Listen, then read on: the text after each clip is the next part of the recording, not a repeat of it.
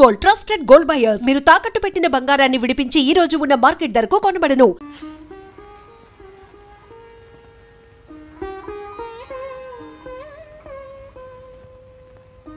అమ్మా తులసి, ఏం పెద్దమ్మా?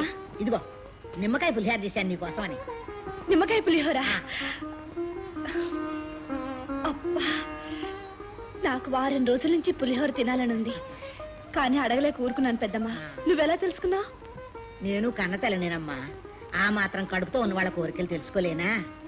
తినమ్మా. ఇదేమో హల్వాలు పులిహారాలు చేసుకుంటానికి ఇదేమో అమ్మగారిలు కాదు, అత్తవారిలు. ఆశలు కాస్త అదుపులో పెట్టుకోవాలి. అయ్యో అయ్యో, కడుపుతో ఉన్న పిల్ల నోటి ముందు కూడి తీసేసాడు, చేతులు పడిపోను. నీలోనే పడిపోద్ది ముందు. అయ్యయ్యో, ఎంత పసుపు, ఎంత మిరపకాయలు, ఎన్ని మిరపకాయలు, మొత్తం శనగపప్పే. దీని సొమ్ము ఏం పోయింది? ఇది ఒకటేంటి, ఇంకా బాగా చేసి ఉంటుంది మొత్తం తినడానికి.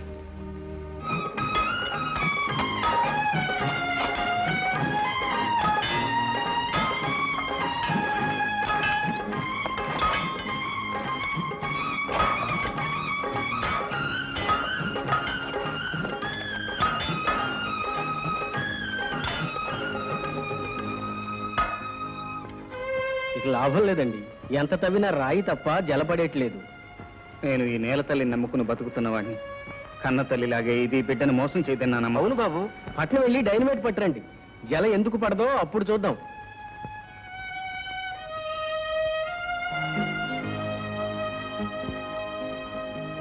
ఏమండి?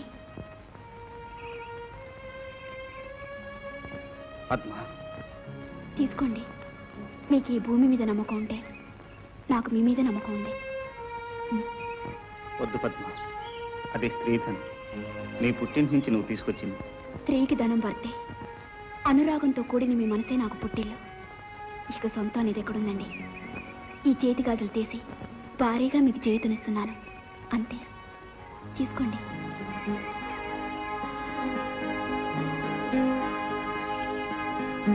ఆలస్యం చేసినట్టున్నాను బాబు. అబ్బే లేదమ్మా, ఇప్పుడే పని ముగించుకుని పైకి వచ్చాం. ఏమో బాబు, ఆ నూతిలో కాసిన నీళ్లు పడితే మనందరి కడుపుల్లో 4 మెతుకులు పడ్డట్టే. బాబు రవి, మన తులసికి సూడిదలు తీసుకెళ్ళాలి బాబు. అదేమిటయ్యా ఈ విషయం ఇంత మెలిగా నా చెప్పటం? నేను అమ్మమ్మను కాబోతున్నానని తీపి తినిపించి సంతోషంగా చెప్పాలి గాని. అదేమిటమ్మా, ఎందుకా కన్నీళ్ళు? అవునాయనా, అమ్మమ్మనవుతున్నానని ఆనందపడినా, మోసే ఎద్దు మీదే మోత బరువు పెడుతున్నానని బాధపడినా.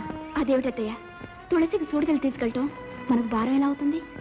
అవునమ్మా, ఆస్తి పంపకాల్లో జరిగిన అన్యాయాన్ని మౌనంగా కన్నీటి చాటును దాచానే గాని నీకు న్యాయం చేశానా? రక్తం పంచుకు పుట్టినవాడు పట్నంలో తైతక్కలాడుతుంటే ఆస్తి ఇవ్వకపోయినా రేయింబవళ్ళు కష్టపడుతున్న మిమ్మల్ని ఇంకా బాధించాలంటే ఆ తల్లి మనసు ఎంత విలవిల్లాడిపోతుందో ఆలోచించావా? మమతానురాగాలు పంచుకోవటానికి ఒక తల్లి గర్భాన్నే పుట్టనక్కర్లేదమ్మా. తులసిని నా చెల్లెలుగానే కాదు, సొంత బిడ్డగా చూసుకుంటాను. రేపే పట్నం వెళ్ళి చీర సారే తీసుకొస్తాను. సూడిదలు తీసుకెళ్లి తులసిని శ్రీమంతానికి తీసుకొద్దురు గాని. ఏమిటి ఎలా వచ్చారు? సూడిదలన్నయ్యా, ఇంటికి తీసుకెళ్లి శ్రీమంతం చేయాలనుకుంటున్నా. మీకు మర్యాదలు తెలిసే సూడిదలా? 3 చీర తమిడి సరివిడినా, ఇంతకంటే తేవడానికి అది ఎక్కడ ఉందలే మీకు. బాబాయ్, అంత గతి లేని వాడుగా మాట్లాడకండి. ఏ రాష్ట్రం పొడుచుకొస్తుంది, చింత తెచ్చినా పులుపు తావలేదనేది ఇదే. లేనోళ్ళు లేనట్టుగా పడుండగా ఈ బ్యాషిజాలు ఎందుకు? అన్నయ్య, శ్రీమంతానికి కావాల్సినవి సిరి సంపదలు కావు, కడుపులో పడ్డ పసిగుడ్డు చిరంజీవి కావాలని చేసుకునే వేడుక. డబ్బు లేని వేడుకలు నేను చేస్తాను సారా. సరేలే, తెచ్చింది తెచ్చారుగా, ఇక వెళ్ళండి. ఎక్కడికయ్యా వెళ్ళేది? ఇందాక నుంచి చూస్తున్నాను. సూడిదలు తెచ్చిన ఆడాలని నిలబెట్టి మర్యాద అక్కడ మాట్లాడతావా? సూరమ్మ, నేను మాట్లాడేది సూడిదలు వద్దని కాదు, తులసిని శ్రీమంతానికి పంపనండి. ఎందుకు పంపని? శ్రీమంతం పేరుతో తీసుకెళ్లి వస్తువులన్నీ ఒలిచి వాళ్ళ అవసరాలు తీసుకుని భోజపడితో తిరిగి పంపుతారు. అన్నయ్య అన్నా పిన్నయ్య అన్నా జరిగేది అంతే. మీరంతగా తీసుకెళ్లాలంటే ఓ పని చేయండి, ఆ వస్తువులన్నీ తీసి అక్కడ పెట్టించి తీసుకెళ్ళండి. ఇంతకిన్ని నగలు పెట్టి మా మామగారు పంపించినా నేను రాను. తులసి, అవునమ్మా, మావయ్య గారు చెప్పింది నిజం, ముమ్మాటికి నిజం. తులసి, అవును, ఇక్కడ లేని ఆస్తి ఆప్యాయత అక్కడ ఏమున్నాయని నేను రాను. మీరు తీసుకొచ్చిన చీర సారే కూడా తీసుకువెళ్ళిపోండి. శుక్రవారం పూట తెచ్చి నువ్వు తిరిగి నేను ఇవ్వను. అయ్యో ఇవి అట్టుపోయి ఏ కొట్లో అమ్ముకు తస్తాడు.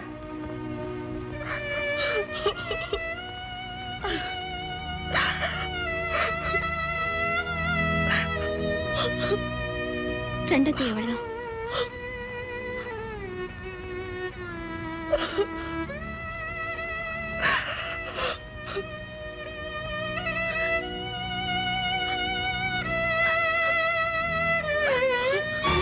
మాట అన్నాడా? వాడి నీచ బుద్ధులు మనకు ఆపాదిస్తాడా? నేను ఇప్పుడే స్వయంగా వెళ్ళి వాడికి బుద్ధి చెప్పి చెల్లెల్ని తీసుకొస్తాను. వద్దండి, ఇప్పుడు మీరు అక్కడికి వెళ్తే తీసుకురాగలిగింది తులసిని కాదు, ఇంతకింత అవమానాన్ని. నన్ను అవమానించడానికి వాడికి ఎన్ని గుండెలు? ఇంకా అతనికి వేరే గుండె కావాలా మీ గుండెని పగలగొట్టడానికి? మీ చెల్లెలే తన మావయ్యని వెనకేసుకొచ్చి మమ్మల్ని తోలనాడితే? ఏమిటి, తులసి మిమ్మల్ని తోలనాడిందా? అది సహజం బాబు. మెట్టినింటికంటే ఏ ఆడది పుట్టింటిని గొప్పగా చూసుకోదు. ఆడపిల్లనిచ్చుకున్న చోట ఇలాంటివి సహజం. పేదవాళ్ల ప్రేమ కన్నీటి వరకు ఆగిపోవాలండి. పట్టుదలకపోతే మన ప్రేమ అనురాగాలే ప్రేమించిన వాళ్ళ పట్ల తిరగటి రాళ్ళవుతాయి. అర్థమైంది పద్మ. ఇన్ని అవమానాలకు కారణం మన పేదరికమేనని, ఆస్తి అంతస్తు లేని వాళ్ళ మమత మానవత్వాలు పిచ్చి వాళ్ళ ప్రేలాపనే అవుతాయని పూర్తిగా అర్థమైంది.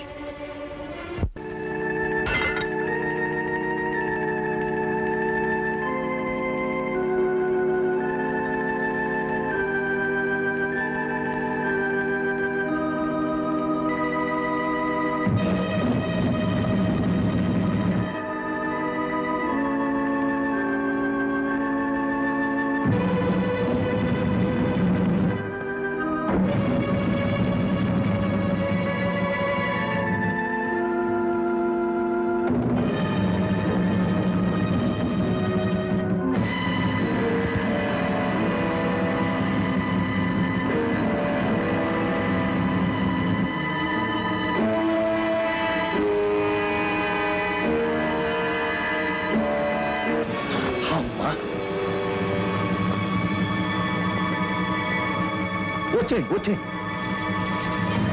రండి రండి రండి.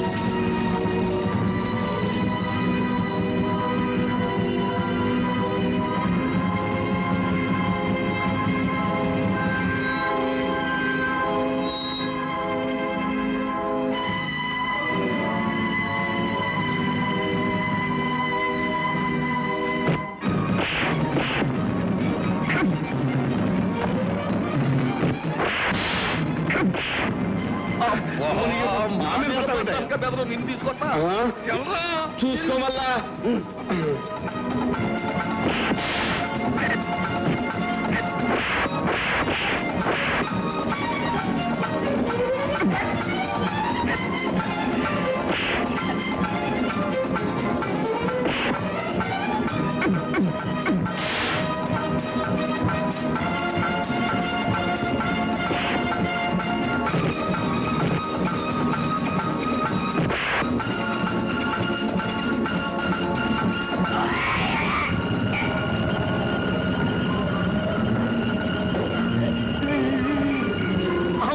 మన పార్టీ దెబ్బతి చేసిన మోహరం కొన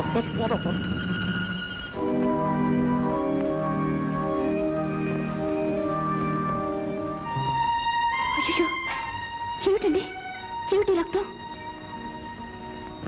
ఏమీ లేదు పద్మ.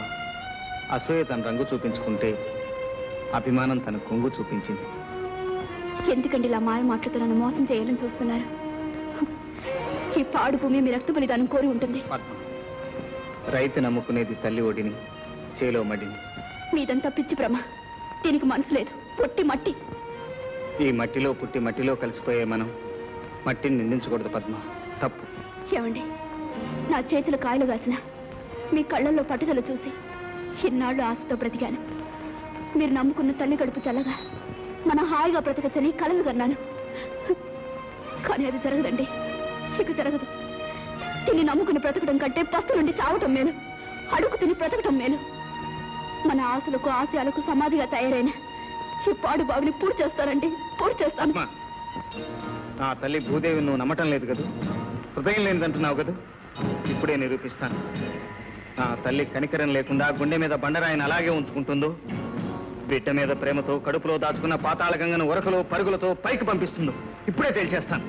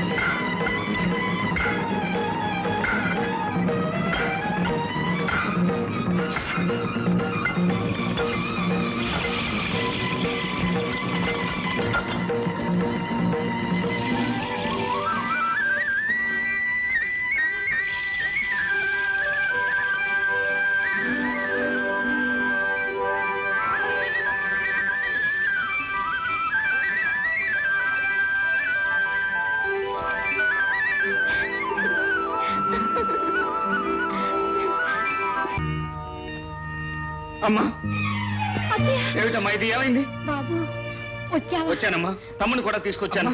సుధాకర్, అమ్మా నన్ను క్షమించమ్మా. ఏమైంది పెద్దమ్మా? ఏముంది ఆయన అడ్డమల్ని మీ అమ్మను కొట్టేసి సుశీల్ ఎత్తుకుపోయాడు ఎవరో దుర్మార్గుడు. సుశీల్ ఎత్తుకుపోయారా? సుశీల ఎవరో కాదు బాబు, నీ రక్తం పంచుకు పుట్టిన చెల్లెలు. ఏమిటమ్మా, సుశీల నా చెల్లెలా? అవును బాబు, ఆ రోజు సుశీలను చూడగానే గుర్తుపట్టాను. నేను మీ నాన్నగారికి ఇచ్చిన మాట ప్రకారం మీ గతాన్ని దాచిపెట్టాను. కానీ ఇప్పుడు చెప్పక తప్పదు బాబు. చెప్పమ్మా, ఏమిటి నా గతం? ఈ తల్లిగారు రావు బహదూర్ రాజా వెంకటాద్రి జమీందారు గారి ఒక్కగానొక్క గారాల కూతురు బాబు. ఆమె సామాన్యుడైన మీ నాన్నగారిని ప్రేమించి పెళ్లాడినందుకు మీ తాతగారింటి నుంచి వెళ్ళగొట్టారట. కానీ ఆయన చనిపోయే చివరి క్షణాల్లో మీ అమ్మగారిని చూడాలని కబురు పెట్టారట.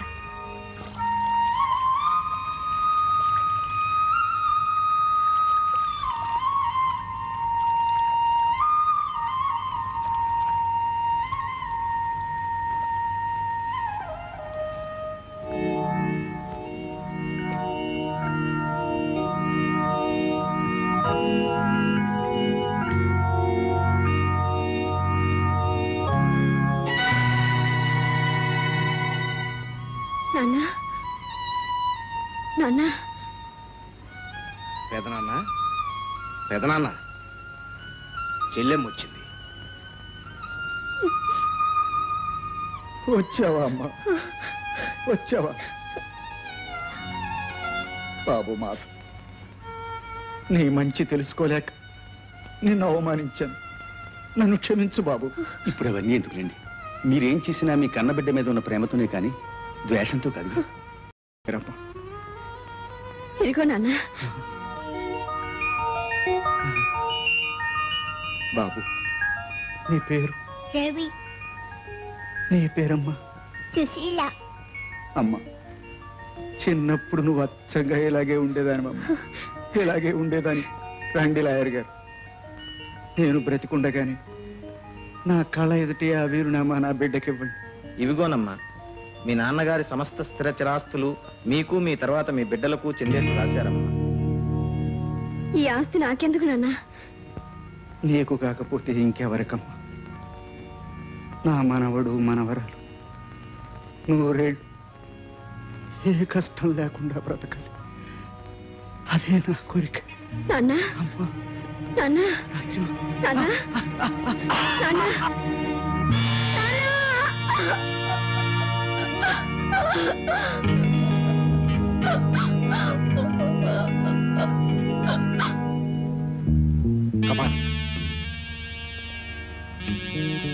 ఒకప్పుడు మా పెదనాన్న కూతురు ఎవరినో అనామకుని కట్టుకుని వెళ్ళిపోయింది. ఇన్నాళ్ళు ఆ ఆస్తిని ఐశ్వర్యాన్ని నేను అనుభవించాను. హఠాత్తుగా తన కూతురును పిలిపించి ఆ ఆస్తి అంతా దాని పేరు మీద రాశాడు. ఆ ఆస్తిలో చిల్లి గవ్వ కూడా నాకు దక్కదని తేలిపోయింది. రేపు వాళ్ళిద్దరూ కలిసి ఊరు బయలుదేరుతున్నారు. దారిలో వాళ్ళందరినీ సర్వనాశనం చేయాలి. అందుకు నీ సహాయం కావాలి. గదంత పని గట్టగా చేస్తాం. మళ్ళా వస్తా ఉన్నాయా? పెదనాన్నగారు పోయి వారం తిరగకముందే మీరు ఇలా బయలుదేరటం. హఠాత్తుగా బయలుదేరి రావడం వల్ల అక్కడ పనులన్నీ ఆగిపోయాయి. ఒక్కసారి వెళ్ళి రావాలి. 10 రోజుల్లో వచ్చేస్తా ఉన్నాయా? వస్తాను బావా. నేను వస్తాను. మిమ్మల్ని స్టేషన్ దాకా సాగనంపుతాను. పదండి.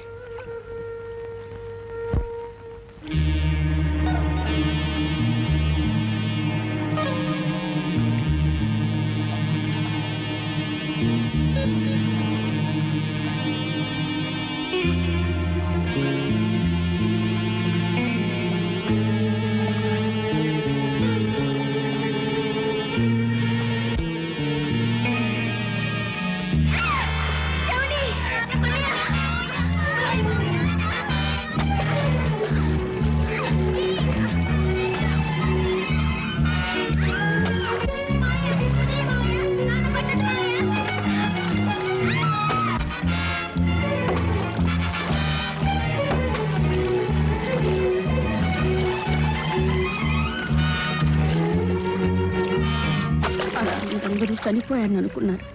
కానీ మీ నాన్నగారు నిన్ను బ్రతికించుకుని మా ఇంటికి వచ్చారు. తిరిగి ఆస్తి కోసం ప్రయత్నం చేయమంటే ఆస్తి కంటే నాకు బిడ్డ ముఖ్యం, తాను బ్రతుకున్నట్లు తెలియకుండా బ్రతుకుతానన్నారు.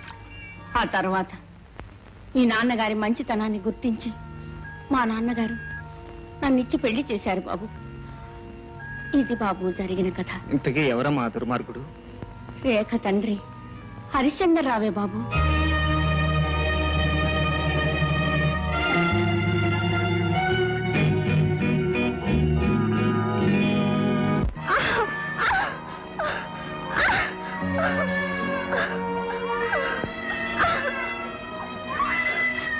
బాబు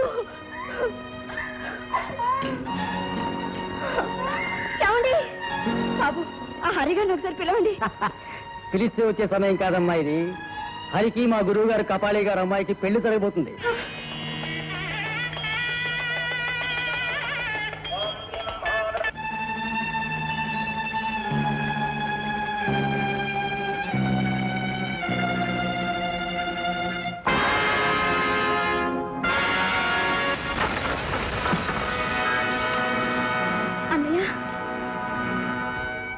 చెల్లెమ్మా.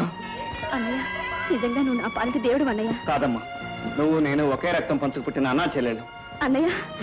అవునమ్మా, ఈ ఇల్లు మన పుట్టిల్లు. ఇప్పుడు ఇంట్లో ఉంటున్నవాడు మన తల్లిని చంపి మనల్ని చెల్లాచెదరు చేసి మన ఆస్తి అనుభవిస్తున్న దుర్మార్గుడు. అలాగా?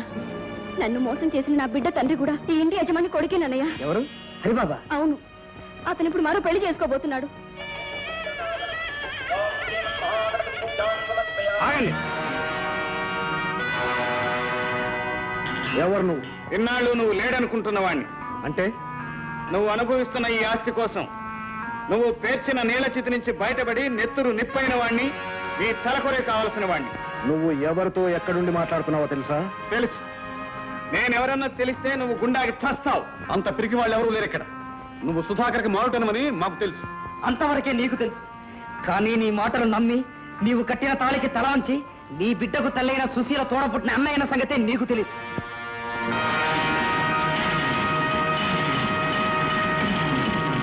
తోడబుట్టినవాడ అబద్ధం. ఆమె అనాథ. అనాథ అయితే ఆమె ప్రాణం కోసం నువ్వు ఇంత పనవడ్డి ఈ కపాలి చేతుల్లో కీలుబొమ్మ అవుతావు అనుకునేటంత వెర్రివాణ్ణి కాదు హరిశ్చంద్రరావు. నిన్నటి వరకు సుశీల అనాథ నేను అనుకున్నాను. కానీ మా గతం నీ ఘాతకం తెలిసిన తర్వాత మేమిద్దరం తోబుట్టుకున్నాం తెలుసుకున్నాం. ఏమిటి నువ్వు మాట్లాడేది? మాట్లాడటం కాదు, గతాన్ని గుర్తు చేస్తున్నాను. ఈ ఆస్తి కోసం మా వంశాన్ని సర్వనాశనం చేయాలని దయ, దాక్షిణ్యం, మమత, మానవత్వం లేకుండా మా తల్లిదండ్రుల్ని మమ్మల్ని నువ్వు నీట ముంచిన తేలి తెప్పరిల్లి వచ్చిన రాజ్యలక్ష్మీ మాధవరావుల పిల్లలం, ఈ ఆస్తికి వారసులం, నీ పాలటి మృత్యువులం. అయితే కోరి మృత్యువు నోట్లోకి వచ్చారన్నమాట. ఇంకా చూస్తానే.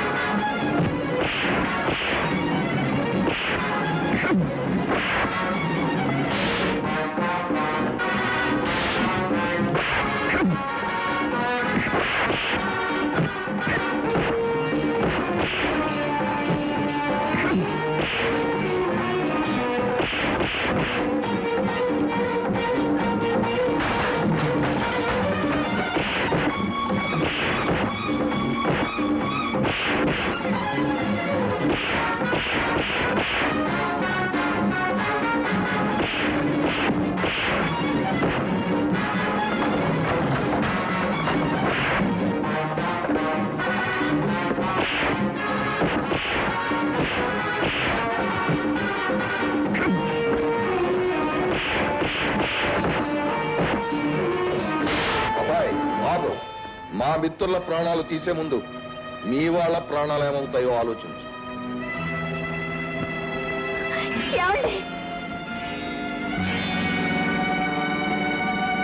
చూస్తారే, పట్టుకోండి.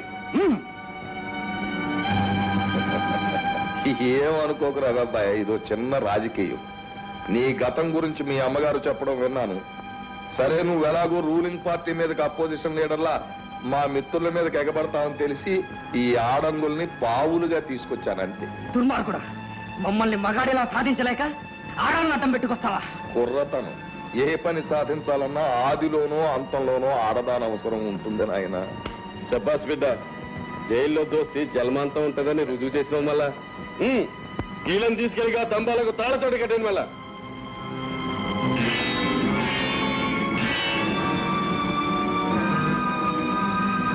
చంద్రరావు గారు సమయానికి వచ్చి సహాయపడ్డారు. మీ రుణం ఎలా తీర్చుకోవాలో తెలియటం లేదు. దాందే ఉంది రావు గారు, మీ అమ్మాయిని మా అబ్బాయికి ఇచ్చి పెళ్లి చేసేస్తే రుణం తీరిపోతుంది. చంద్రరావు గారు, ఏమిటి మీరు మాట్లాడింది? కోప్పడకండి రావు గారు. ఆస్తిక వారసురాలైన అమ్మాయిని అప్పగించినందుకు కపాలి కూతుర్ని మీరు కోడలుగా చేసుకోబోతున్నారు. మరి ఆస్తిక వారసుడైన కుర్రాడిని అప్పగిస్తున్నందుకు మా అబ్బాయిని మీ ఇంటల్లుడిగా చేసుకోమని అడుగుతున్నాను. ఇలా గనక పెళ్లిళ్లు జరిపిస్తే వాళ్ళ పీకలు మీకు కానుకలుగా సమర్పిస్తాను. అవును భాయ్, గాయని చెప్పింది మీ కరెక్టే. మళ్ళా గాలి ఎట్లాగా మనల్ని కథం చేస్తారు కనుక ముందే మనం వాళ్ళని కథం చేస్తే సరే. మనకు కావాల్సింది కూడా వాళ్ళ వంశం సర్వనాశనం కావడమే. అలా కానివ్వండి.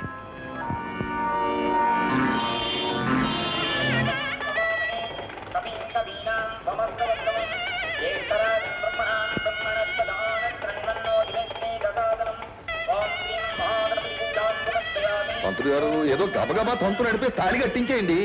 తొందరగా కానీ అంటా పెట్టినా ఇన్నాళ్ళు పెళ్లి జరుగుతుంటే. మంత్రులు గారు, ఆలస్యమైనా పర్వాలేదు, మంత్రాలు నీ గట్టిగా చదవండి.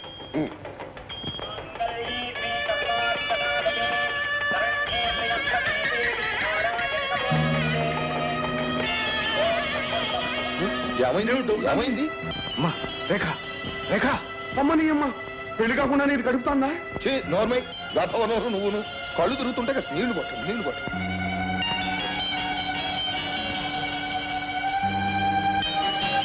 అమ్మా రేఖ,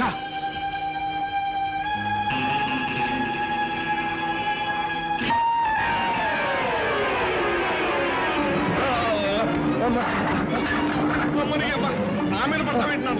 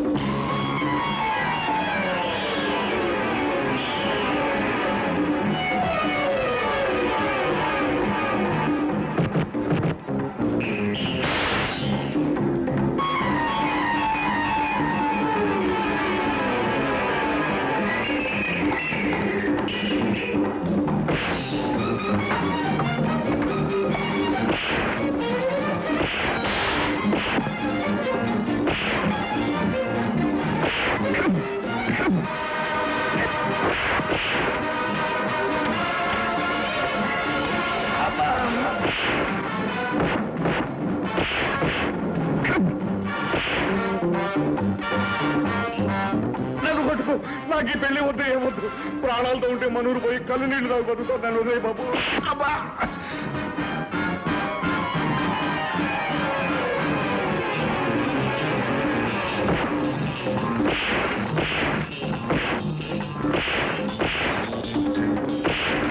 తమ్ముడు ఏమండి?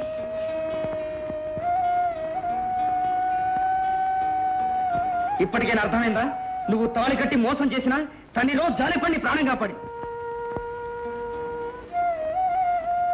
సుశీల, మోసంతో కట్టినా మమతో కట్టినా 3 ముళ్ళు 7 జన్మలు నిలుస్తాయని నేను ఇప్పుడే తెలుసుకున్నాను. నన్ను క్షమించు సుశీల.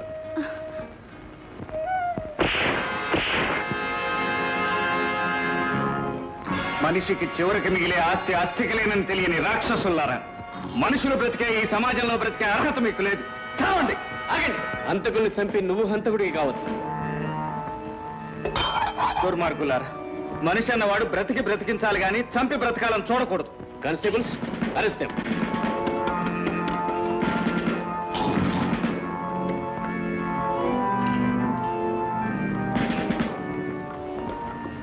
నేను కాకి గోళ్ళు పొడిచాను కాబట్టి నా కాలు చెయ్యి పడిపోయింది. రవి పుణ్యమా అంటూ బాగుపడ్డాను. నువ్వు మనుషుల్ని కాల్చుకు తిన్నావు కాబట్టి జైలు పాలు అవుతున్నావు. జైలుకి వెళ్తున్నందుకు నేనే విచారించడం లేదు, పైగా గర్వపడుతున్నాను. జైలుకి వెళ్తాను, మళ్ళీ తిరిగి వస్తాను. అప్పటికి జనంలో లెవెల్ పెరుగుద్ది. ఆ రాబోయే ఎలక్షన్ లోనైనా నేనే కాబోయే ప్రెసిడెంట్ ని మర్చిపోకు. పిడకల్లో పెట్టేదాకా నీ పిచ్చి వదలదు. బాబు, రవి బాబు, నీ మంచితనమే నీ ఆస్తి నీకు తిరిగి తెచ్చింది. మనిషికి కావాల్సింది ఆస్తి ఐశ్వర్యం కాదు పెద్దమ్మ. అందుకే ఈ ఆస్తి అంతా నా చెల్లెల్ని పెంచి పెద్ద చేసిన అనాథాశ్రమానికి ఇచ్చేస్తున్నాను. చాలా మంచి నిర్ణయం అండి. అవసరానికి మించిన ఆస్తులు ఆత్మీయతల్ని చంపుతాయి. అవును పద్మ, చాకిరి చేసేవాడికి 4 నేల చాలు. అదే బ్రతుకుల్ని పండించే బంగారు భూమి అవుతుంది.